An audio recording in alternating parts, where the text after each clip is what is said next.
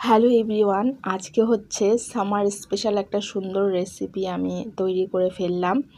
আমি প্রত্যেকবারই হচ্ছে গরমের সময় যখন অতিরিক্ত গরম পড়ে যায় তখন হচ্ছে আমি এই খাবারগুলো বানিয়ে থাকি। তো যেহেতু একদম আমও বড় হয়ে গেছে, আমি একদম দৌড়ে দৌড়ে চলে গেলাম ঘরের নিচ থেকে সুন্দর টাটকা আম দুটো পেড়ে নিয়ে এলাম।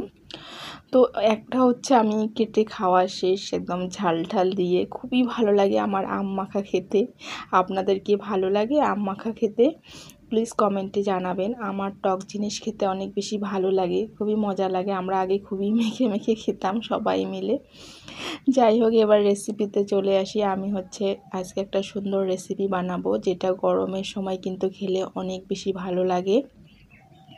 তো এখানে যা যা লাগছে আপনারা তো দেখতেই পাচ্ছেন। এখানে রসুন, পেঁয়াজ, তারপর আমটাকেও সুন্দরভাবে কেটে আমি সাইড করে রেখে দিলাম। আর এই দিকে হচ্ছে কড়াইটা বসিয়ে দিয়েছি, আর এখানে পরিমাণ মতো আমি পানি দিয়ে দিলাম, মানে এখানে প্রায় হাফ লিটারের মতো পানি দিয়ে দিলাম। আর এখানে আমি 1 কাপ মসুর ডাল ধুয়ে ভিজিয়ে রেখেছি, সেটা আমি দিয়ে দিলাম।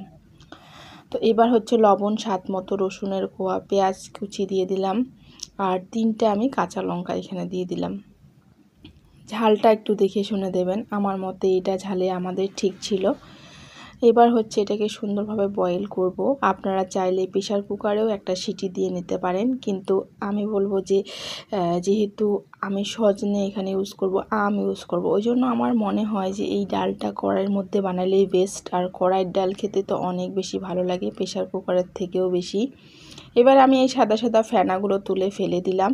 এবার আমি যে সজনেগুলো ধুয়ে সুন্দরভাবে রেখে দিয়েছি কেটে, সেগুলো এখানে দিয়ে দেব। যখন ডালটা হাফ সেদ্ধ হয়ে এসেছে তখনই কিন্তু দিয়ে দিলাম। আগে থেকে দিলে কিন্তু সজনাটা বেশি সেদ্ধ হয়ে যাবে।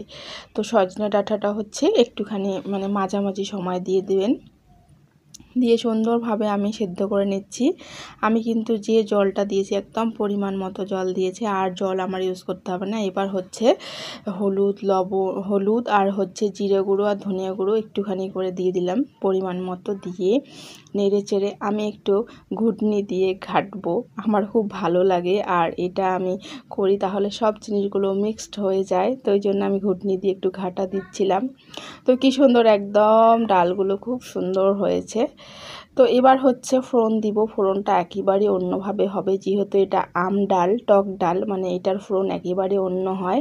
তো কড়াইটা শুকিয়ে নিয়ে এখানে তেল দিয়েছি পরিমাণ মতো, আর ওই যে রসুনগুলো ছিলে রেখেছি সেগুলো কুচি কুচি করে কেটে রেখেছি সেটাও দিয়ে দিয়েছি।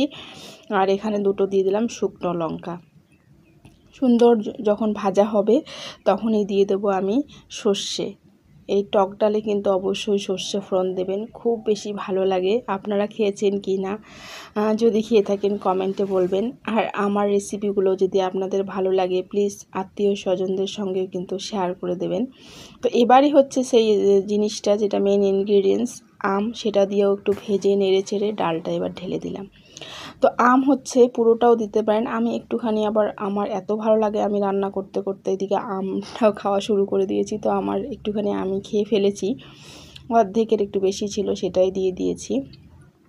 তো এত সুন্দর এই টক ডালটা হয় সত্যি, মানে এখন তো আমের সিজন, আম দিয়ে অনেক রেসিপি বানা যায়, আমের তো অনেক ধরনের আইটেম বানানো যায়। আর আমার না খুবই ভালো লাগে আমের যে কোনো জিনিস, আমের চাটনি, আমের আচার, আম থাকলেই না আমার যেন মনটা এত ভালো লাগে। আপনাদের কি আম ভালো লাগে? আমার কাঁচা বলেন পাকা বলেন, আম আমার এত ফেভারিট, মানে আম খেয়ে আমি সারাদিন কাটিয়ে দিতে পারবো। পাকা আমের কথা বলছি অবশ্য, পাকা আম খেতে আমার অনেক বেশি ভালো লাগে। তো আপনারাও এইভাবে ট্রাই করবেন, গরমে হচ্ছে এই ধরনের রেসিপিগুলো খেতে অনেক বেশি ভালো লাগে।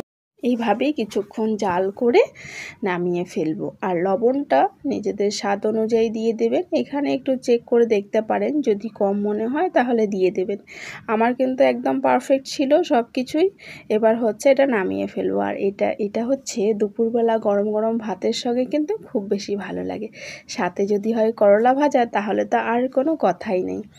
তো আপনারাও কিন্তু ট্রাই করবেন, যদি ভালো লাগে ট্রাই করবেন। আর ট্রাই যদি করে থাকেন তাহলে প্লিজ একবার কমেন্টে জানাবেন কেমন হয়েছে। আর আপনারা এখনও যদি আমার চ্যানেলটিকে সাবস্ক্রাইব করে দেননি, বলবো প্লিজ আমার চ্যানেলটিকে সাবস্ক্রাইব করে দিয়ে আসুন। আর ভালো লাগলে লাইক কমেন্ট শেয়ার করে দেবেন। তো আবারও দেখা হচ্ছে নেক্সট রেসিপিতে। আপনারা সবাই ভালো থাকুন, সুস্থ থাকুন, টাটা।